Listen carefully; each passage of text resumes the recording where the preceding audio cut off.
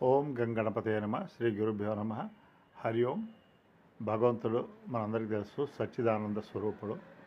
ఆ భగవంతుడికి అన్యంగా ఏది లేదు. అయితే ఏదైనా ఉంటే ఆ భగవంతుడి సృష్టి, అది దాని ప్రతిబింబం, దాని ఆభాస, దాని డెరివేటివ్స్, ఫార్మేషన్, దాని ఎక్స్ప్రెషన్ ఒక సముద్రం అలలాగా. అయితే ఏదైతే భగవంతుడు అయితే రెండు, ఒకటంటే జ్ఞానం స్వరూపం, జ్ఞానాన్ని ఆధారం చేసుకొని ప్రతిబింబించినవి కూడా జ్ఞేయం అంటే తెలుసుకోబడ్డవి. అంటే తెలివి లేనివి, అవి తెలివి లేని దానికి జడం అంటారు. అయితే మరి ఈ డిఫరెన్స్ తెలివి కలిగి ఉండడం, తెలివి లేకపోవడం ఏంటంటే చిహ్నం. తెలివి ఉంటే అది ఆ అవేర్నెస్, ఆ ఎరుక, స్ఫురణ, నేను అహం అనుకోగలగడం.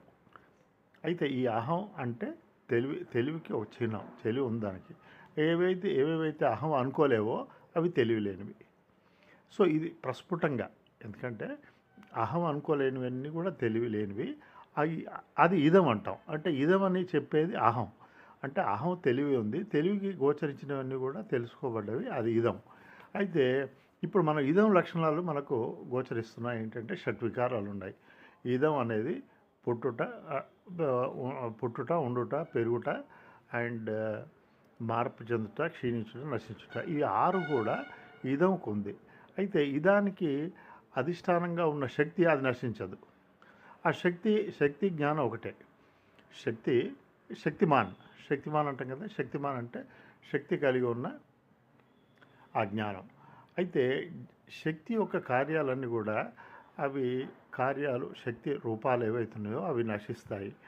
అందుకోసం అయితే శక్తి నశించదు. ఇది మనకు కళ్ళ ముందు కనిపించే ఇది ఒక ఫ్యాక్ట్. అయితే భగవంతుడికి అన్యంగా ఏది లేదు.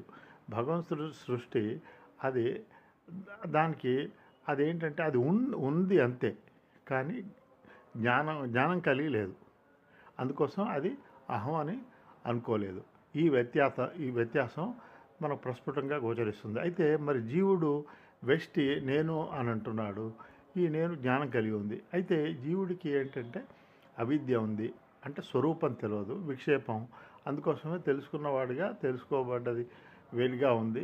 ఆ వ్యవహారం దాంట్లో ఆ తెలుసుకున్నవాడు తెలుసుకోబడ్డది ఉంది, మమైకం, అది సంసారం, అదొకటి ఒక అవిద్య. అయితే ఈశ్వరుడు నేను అని అన్నాడు. తనకి స్వరూప జ్ఞానం ఉంది. అటు స్వరూపంలో తాను జ్ఞానం అని తెలుసు, అండ్ ఇది తన ప్రతిబింబం అనేది కూడా తెలుసు. ఎలా అంటే స్వప్నంలో మేల్కొన్నట్టు. స్వప్నంలో మేల్కొంటే ఏముంది, అంతా కూడా జ్ఞానం, దాని ప్రతిబింబాలే. హరి ఓం.